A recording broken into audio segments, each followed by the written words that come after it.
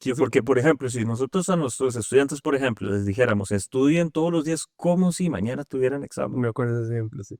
y ellos pensaran, sí, o sea, nosotros les dijéramos Es eso, una recomendación y ya, no lo revisar haría. algo, pero Ujú. no lo harían probablemente. ¿Por qué? Porque esa es una recomendación nada más, y ese como si no tiene la fuerza de algo que es real, que sería mañana hay examen.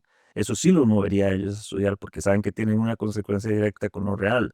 Así, si nosotros vivimos como si Dios existiera, ese como si es como falso, Muy débil, sí. muy débil. En cambio, si sabemos, porque tenemos esa certeza, que no es del todo subjetiva, que tiene que tener algo de objetivo, tiene que ser Y algo con lo que universal, claro. nosotros, sí, nosotros nos encontramos con eso. Es decir, tiene algo que ver con la experiencia. Así como en la empiria nosotros nos encontramos directamente con lo que aparece, el fenómeno, así también tiene que haber algo que está fuera de nuestra imaginación, fuera de nuestra voluntad, fuera de nuestro control, con lo que nos encontramos y que nos transforma o que sí, que nos cambia y que no depende de nuestra voluntad para que sea real. Y eso es lo que yo planteo que ese es el caso de la experiencia religiosa. Es una experiencia que va más allá de lo subjetivo. No es pura sugestión. Si fuera pura sugestión o pura imaginación, eh, bien dependería nada más de nuestra mente y no habría nada, algo fuera de la mente. Sí. Por eso sí tiene un elemento subjetivo, porque sí es cierto que no podemos hacerlo universal para todos, pero tiene un elemento que tiene que ser objetivo. Sí, sí, sí. ¿Qué pedo vos? Vamos a ver, en relación con la objetividad, pues, pues o sea, yo sigo pensando que pues, o sea,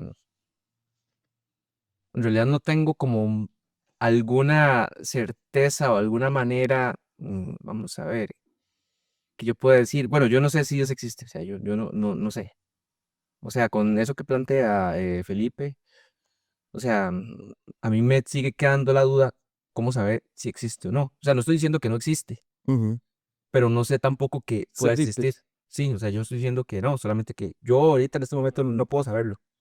No, no podría Y saberlo. digamos, ¿y qué evidencia sería suficiente para usted para saber que existe como existe una silla o como existe la inspiración? Personas.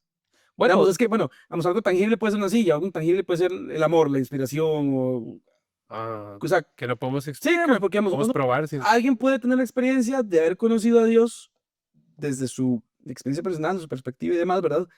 De una manera que le pareció tangible, digamos, que tal vez escuchó la voz audible o piensa haber escuchado la voz audible de Dios, o nada más fue algo que sintió como un calor en el pecho, que lo quemaba, o qué sé yo, ¿verdad?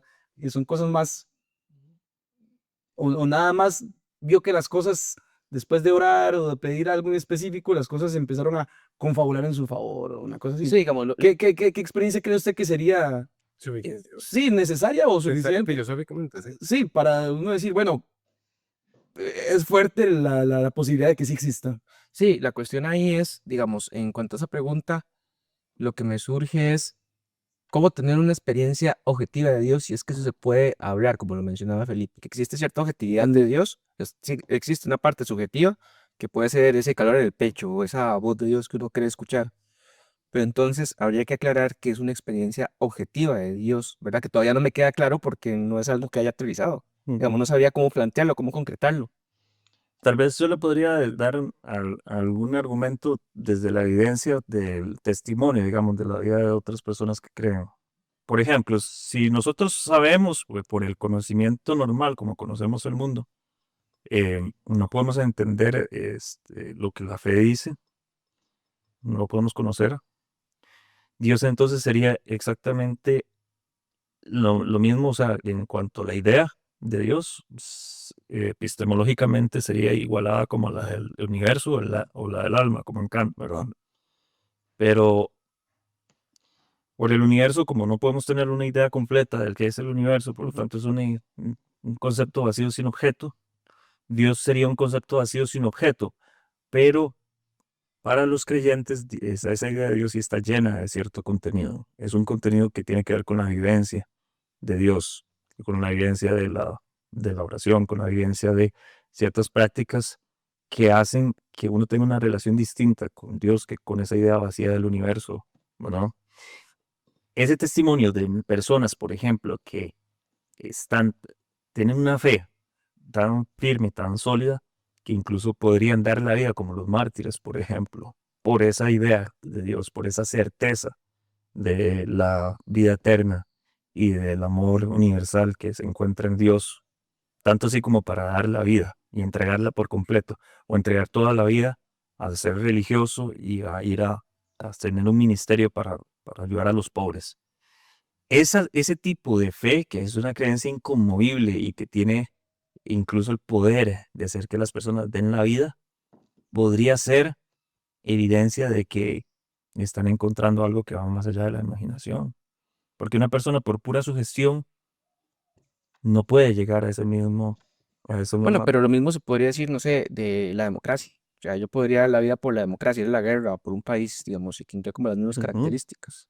Entonces, Sí, y la democracia es real, bueno, ¿real en qué sentido? en el sentido de que no es un invento, es una práctica humana que se puede ejercer en la realidad. Bueno, si es un invento, o sea, si es algo que no está en la naturaleza, digamos, la democracia es una manera de actuar. En ese sentido, yo podría dar la vida por la democracia sabiendo que no es real, pero que aún así no me importe porque me parece algo valioso, que sería como la idea esta de Nietzsche, por ejemplo, de una ficción útil, o sea, útil en el sentido de beneficiosa para la vida. Mm. Entonces, digamos, no me parece que todavía ese argumento de que alguien dé la vida o que alguien crea o que se comporte de una manera lo vuelva objetivo, porque tenemos ejemplos de la política, por ejemplo, digamos, que hay muchas maneras de Mm. actuar, pero usted con base en unos principios políticos sean buenos o sean malos, usted está dispuesto a sacrificarse. Entonces, todavía a mí no me sigue aterrizando como la idea de Es una que sí. experiencia objetiva con esos argumentos que presenta Felipe. Bueno, lo que nada más para aportar ahí, que incluso está en la misma, en Alemania en 1940 y bien Sí, menudo hay gente que daba la vida por exacto, este sistema sí. ideológico, ¿verdad? Que, Dios, Y eso no lo vuelve, digamos, pe- objetivo, o no lo vuelve in- objetivo en un incluso, sentido. Sheldora, Es que, digamos, el tema de la importancia de que la experiencia sea subjetiva es la libertad que se le da a la persona a tener la posibilidad de decidir. O sea, yo puedo terminar decidiendo, voy a creer en esto y podría ser que yo dé la vida por algo que al final no tenía sentido, pero Ujú. es mi decisión. Sí, yo todavía. Entonces, yo creo que la parte, la mitad que es subjetiva, aunque no hemos explicado el objetivo, es posible o es necesaria para que la persona pueda elegir. Porque al final nunca va a tener, o sea, esa es yo creo que la condición. Y por eso Dios permite que sea así. Al menos eso es lo que estoy concluyendo, que Dios permite que sea una mitad subjetiva, digamos, pongámoslo en mitades, para que yo pueda terminar teniendo, o para que yo tenga la necesidad de poder decidir creer y porque nunca voy a tener suficientes pruebas.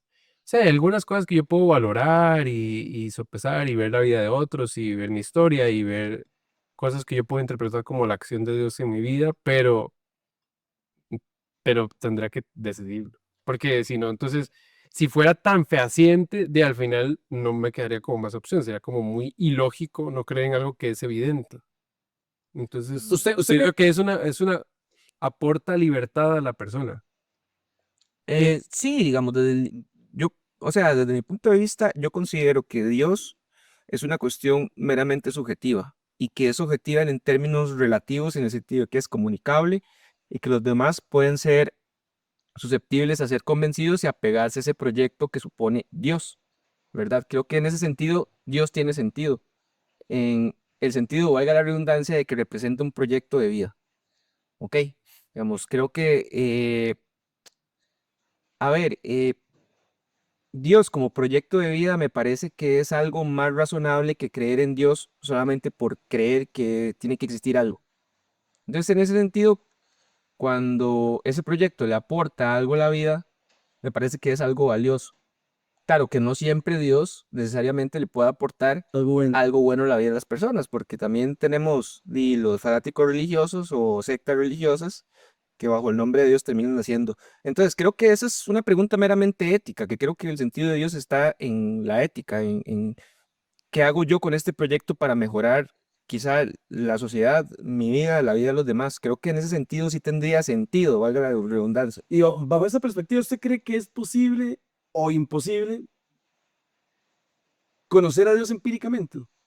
No, no, no, No, ni, es imposible. ni aún así, pero yo me comporto como si Dios existiera, tratando de llevar a cabo el proyecto que Dios quiere ¿Y que cómo sea. concilia usted la característica de la inmanencia de Dios con la imposibilidad de conocerlo empíricamente?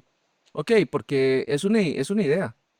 En ese sentido, una idea no se puede conocer empíricamente. Pero es inmanente. Sí, exacto.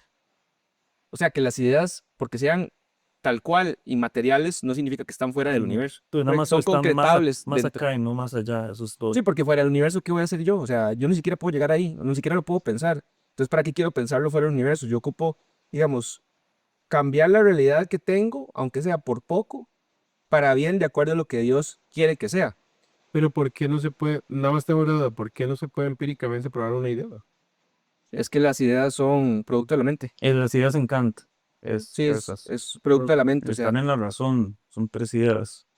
Del universo no podemos tener, como por ejemplo, de algún objeto limitado y finito, un conocimiento eh, total, digamos, ¿sí? Con contenido. Porque Ilimitado. Sí, e infinito. sí, No, o sea, como concebir bien, concebir completamente el universo, porque dije, si está no ahí, sabemos si no tiene podemos, forma, si exacto, no tiene podríamos límites, dimensionar y qué significa que tenga límites, qué significa que no tenga límites, cuesta mucho que tenga entender eso, forma. porque es contraintuitivo, entonces no lo podemos entender como objeto, como si podemos entender, ¿verdad? Entonces lo mismo pasa con el alma y lo mismo con Dios. Esas ideas son las que dice El universo, alma y Dios. el universo, alma y Dios, digo, mundo, universo y Dios. Esas son las que sí no podemos conocer y estoy de acuerdo que no podemos conocerlas como conocemos científicamente o como conocemos empíricamente las cosas. Eh, el tipo de experiencia de, religiosa creo que es una experiencia interna en el sentido de que no está fuera, digamos, de la mente de la persona que la concibe. Eso sí es así. Digamos, yo estoy teniendo una experiencia de Dios, es algo que se me comunica a mí nada más. Y probablemente en lo más íntimo de mi ser, mis pensamientos, mi corazón, mis sentimientos. Y ustedes en ese sentido no pueden experimentar eso que yo estoy experimentando porque es algo que está sucediendo en mi interior. Pero digo yo que tiene objetividad en el sentido de que es algo que me toca a mí desde fuera de mí. O sea, desde fuera de mi subjetividad, trasciende mi subjetividad, va más allá de mi subjetividad.